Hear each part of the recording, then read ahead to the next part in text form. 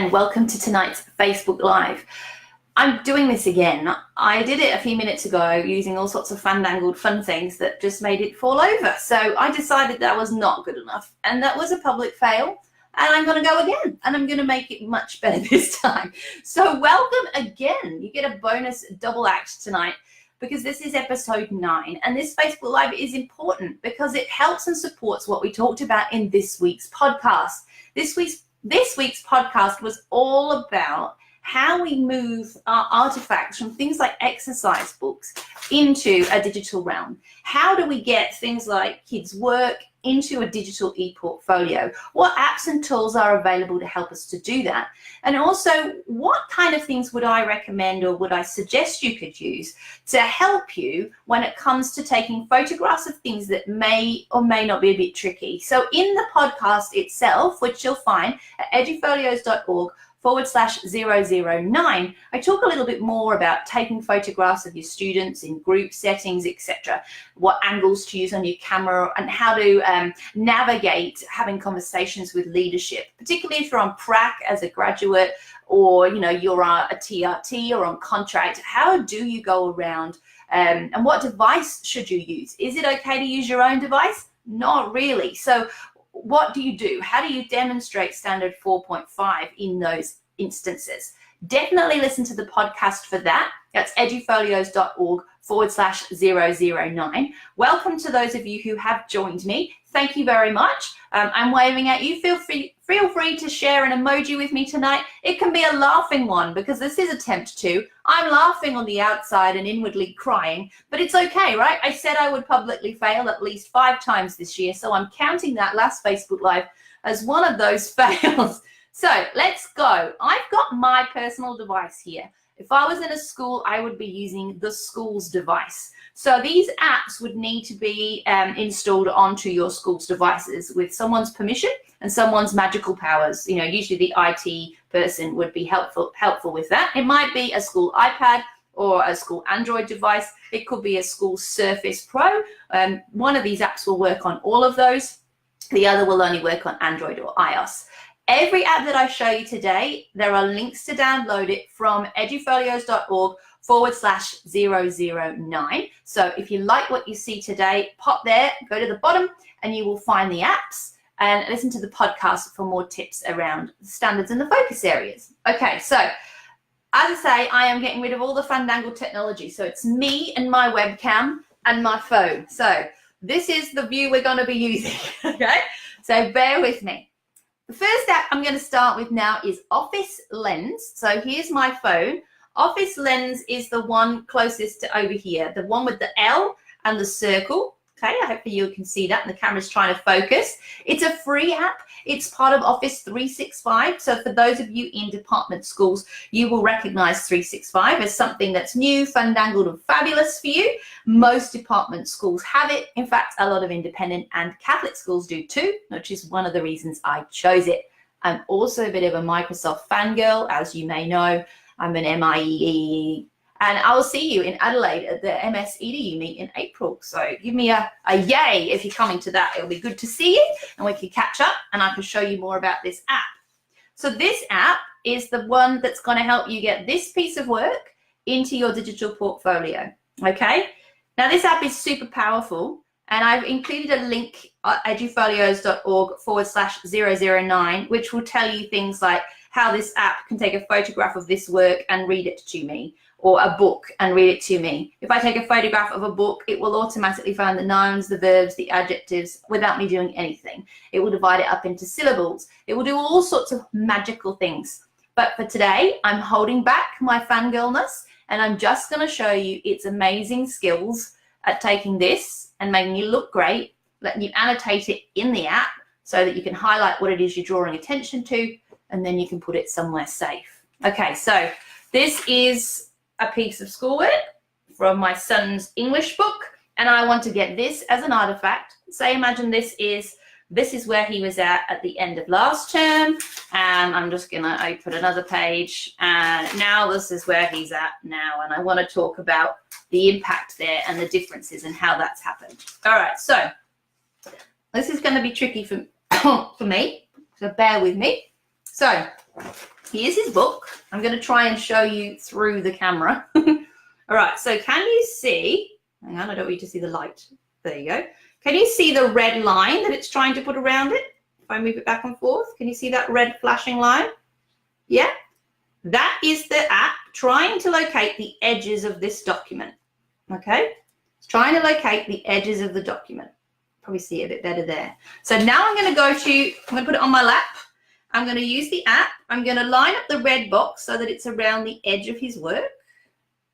And I'm going to hit the button in the middle. And I'm on document mode. Now let me show you what this looks like. Here you go. A perfect scanned in version of his work that I can now put into my portfolio. So I've taken the analog and I've made it digital. What else can I do with this? Can you see the menus at the very top? If I hit the pen and I can select a color and I can say, I want to draw attention to this sentence here and here. And then when I'm talking and doing my annotations in my portfolio, I've drawn attention to those things.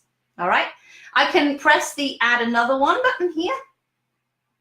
And then I can take another picture. So remember what it will do is it will look for the edges of the document and try and take a picture. So let's demonstrate that again. So can you see that red line? It's a bit easier to see on this one because it's a white paper. See the red line? So it's trying to find the edge of the book. So I'm going to do that down here. Take a picture.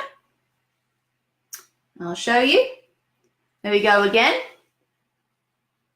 That's his work, all photographed and taken in and done. You can see there's all sorts of things going on that page. And again, I can add text, I can annotate that, I can do what I like. Now let's press the tick to say that's enough, thank you. And this is where we get the option to save it to our OneDrive. Now our OneDrive, if we are a 365 school or university, is a network that's allowed. It's a drive, a cloud space where we can share stuff with permission. And that's really important for standard 4.5. So I'm going to tick OneDrive and then I'm going to hit save. At the top, I can actually, when my camera tunes in, see whether it says title. I can change the title here and I can call it whatever I want. So Artefact 1, student work term 1, student work term 2. And hit save, and now that's saving that to my shared drive in the cloud where I have permission to save it. And from there, I can then embed that into my portfolio, or I can upload that directly into my media library if I have an ePortfolio. And I've got all of that done with just the click of a button on an app. So analog to digital. So imagine if you're in a position where you have a box or a folder and you really wish you'd done it digitally, this will save you a heap of time. So that's Office Lens. You can download Office Lens by using the links at edufolios.org/009. What do you think of that? Give me an emoji or a GIF if you're here live and tell me, does that look cool? Do you think that might save you some time? What do you think? Office Lens, all part of the Microsoft suite. Let me know what you think. Anyone going to give me an answer? It's okay. You guys are always shy. I love you anyway. It's good. And if you're not watching this live, please feel free to tell us what you think in the comments. I will come back and check. I know that Matt is here at the moment, moderating comments and sharing links with us. So he can definitely help if you've got any questions. Right. That was Office Lens. Second app I want to share with you is something called InShot. So it's the one there which has got the little circle with the white arrows around it. Gemma says, great tool. I love it. Right, Gemma, you're absolutely right. And it does a million other things, remember. So if you want to have your mind blown in terms of literacy and accessibility, go look at education.microsoft.com/something millions of things. I linked to it at edufolios.org/009, Gemma. Go and have a look because you'll get super excited. Right, now, InShot. Let's move forward. Now, InShot was something that I was told about when I was learning about using Instagram for ePortfolios. If you don't already follow us on Instagram, why not? Get yourself over to Insta and follow ePortfolios.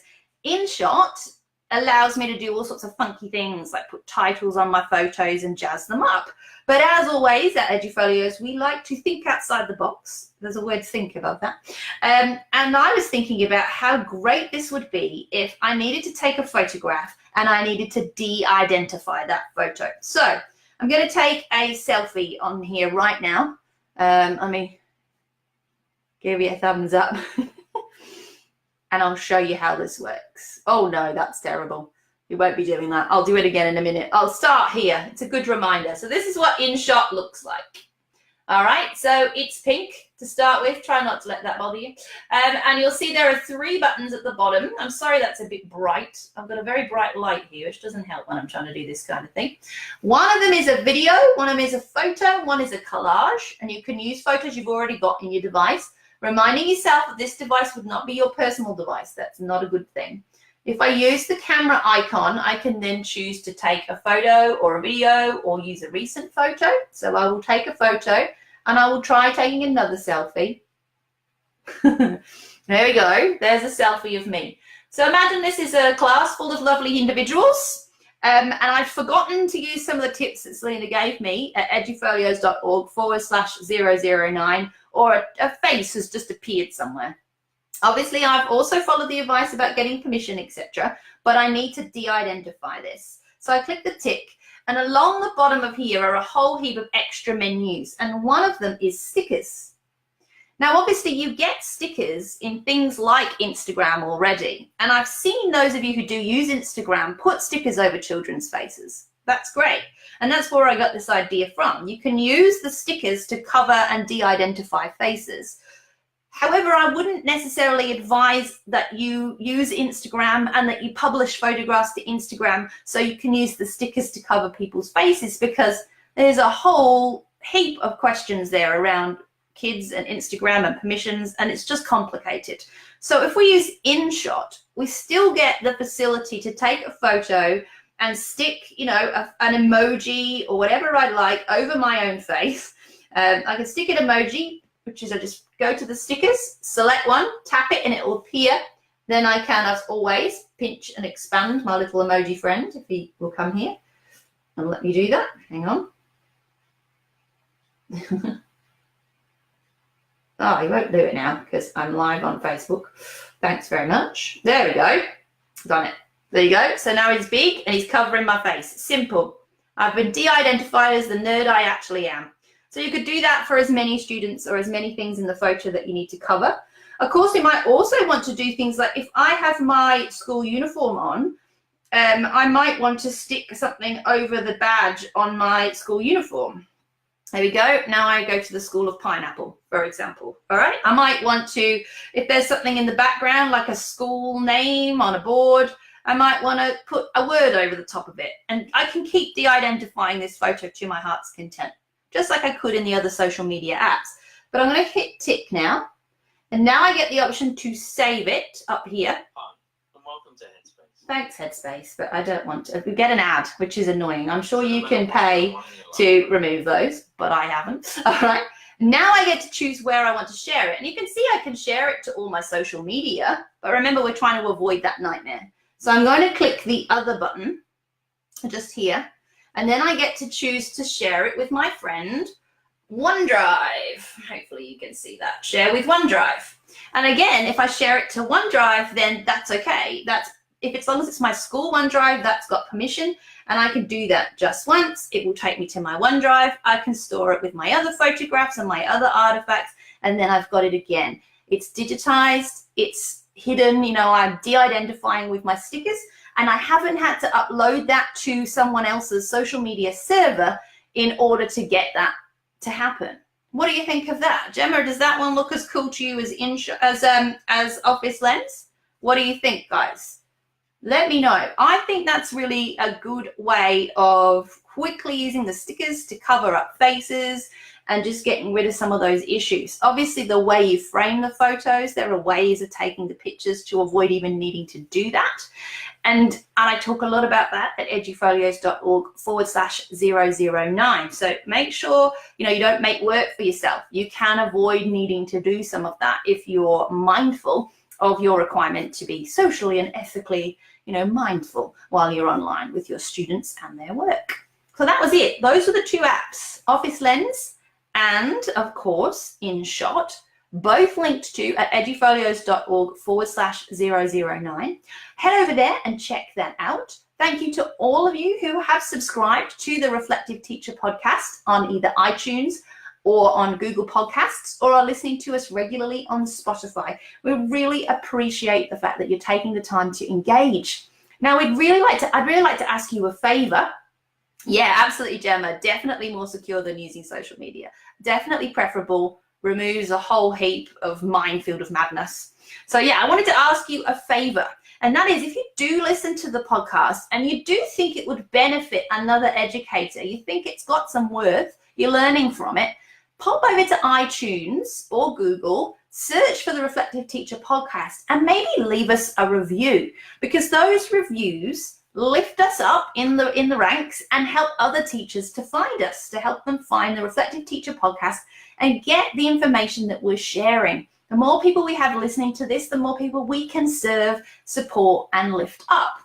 I'm also keen to hear from you what you would like me to talk about in future episodes. So please feel free to comment on any of the podcast videos and let us know. I still have quite a list, but I'm always keen to hear if there's something that's bothering you, you have a question, something that you just want to know more information about. No question is too stupid. And of course, if you don't want to put it publicly in the comments, you can contact us at support@edufolios.org and email us privately, and we'll get back to you that way. It's always wonderful to have you guys here. You can watch this live back at any time. It will be on our YouTube channel as well, where you will find all of the lives we do every week. I've now given you nearly 17 minutes of free professional development here. So have a think about what you could take away from this. Have you learned something about how you can digitize artifacts? Have you learned something about what a good quality artifact could be or might be? Whatever it is, there is definitely an opportunity here to go and reflect on this and think about how you might use this in the future. As always, I will be here next week talking about next week's podcast.